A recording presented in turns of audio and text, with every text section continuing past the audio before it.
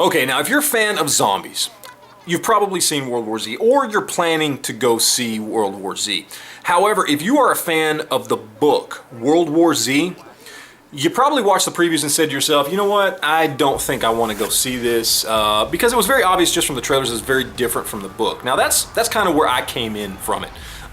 Basically, I'm a big fan of the book. I love World War Z, I love Zombie Survival Guide, I like Max Brooks and what he's done with the zombie genre. And so I didn't want to go see this movie, but I got talked into it, so I went to go see it, very much expecting to be disappointed. Now, if you haven't read the book, I'll give you a quick little synopsis here, all right? There are going to be spoilers in this video, okay? So keep that in mind. Basically, the book revolves around a character who's a reporter who, I think it's a year or 2 years after the zombie apocalypse is over, goes around to different places in the world talking to different people about their experiences during the zombie apocalypse, okay? He's chronicling them and what they did, and he's basically the narrator of the story.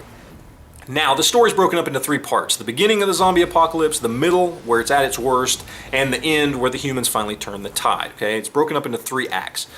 Now, originally Brad Pitt was signed on to play the role of this reporter or a narrator, but that wasn't a big enough part for him because he wouldn't be on screen most of the time. The story would mostly revolve around other people's experiences. So they basically changed the story. Now, what they were going for was to basically recreate a story that could have been in the book, okay? So basically they took a character and are going through his experiences during the beginning of the zombie apocalypse, and that's Brad Pitt's character in the movie. Because the movie basically takes place within the first 2 weeks of the zombie apocalypse, right? Now, this would have been fine, and I would have bought that, hey, you know what, they decided they're gonna just kind of create an alternate storyline of what was happening at the same time the stuff in the book was happening. I get that, no big deal. But they screwed up on 2 parts. First, fast-moving zombies. I mean, inhumanly fast-moving zombies that were almost like acrobats.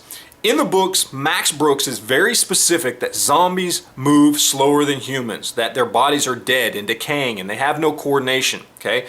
They are not stronger than humans, they are not faster than humans, they can barely jump or walk up a set of stairs. What they have is numbers on their side, that's what makes them dangerous. This was completely opposite.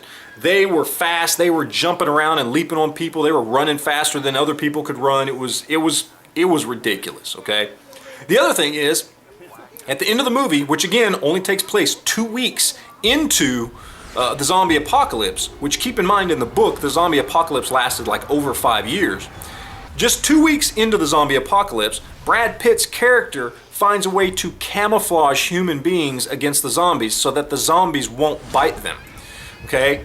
2 weeks into the zombie apocalypse. You know, basically, inject yourself with a deadly virus so that the virus in the zombies won't come after you because you're not a healthy human host. And then, of course, then you cure yourself, but you've still got the antibodies in you. So, if that had been real, if that had happened in the book, then the zombie apocalypse wouldn't have lasted 5 years because everybody would have infected themselves with, you know, whatever disease it was that they could then turn around and cure, polio or something, I don't know. And then they'd have the antibodies, and so the zombies wouldn't have anybody to bite, so the humans could just go around picking them off whenever they wanted because they weren't going to get attacked. So it would have ended the story very quickly. So those 2 things really kind of made me realize this is not the book at all. But that being said, I actually kind of enjoyed the movie. I went into it thinking it was going to be horrible, and so I think I was pleasantly surprised because I expected so little of it. But what I want to pass on is basically, if you go into it thinking it's going to be like the books, you're probably going to be disappointed. If you go into it thinking the only thing it has in common with the book is the name, then you might actually be pleasantly surprised. You might actually go and enjoy it for what it is, which is basically just kind of a fun action zombie movie. It's kind of a summer movie, not a lot of heavy plot or storyline or acting or anything like that. But if you just want to go see a zombie movie, it is worth going and seeing. It is ridiculous, but then again, it's a zombie movie. It's going to be ridiculous. Just keep that in mind. It's not the book, but it's still a decent movie. Maybe you don't want to go pay full matinee price. Maybe you want to wait till it gets on DVD or something, or Blu-ray, but it's still a movie worth seeing. So for that reason alone, I'll recommend it. So anyway, that's it, guys. Leave me a comment down below. Let me know if you've seen it and how bad or good you think it is. And as always, I appreciate you guys watching. We'll talk to you later.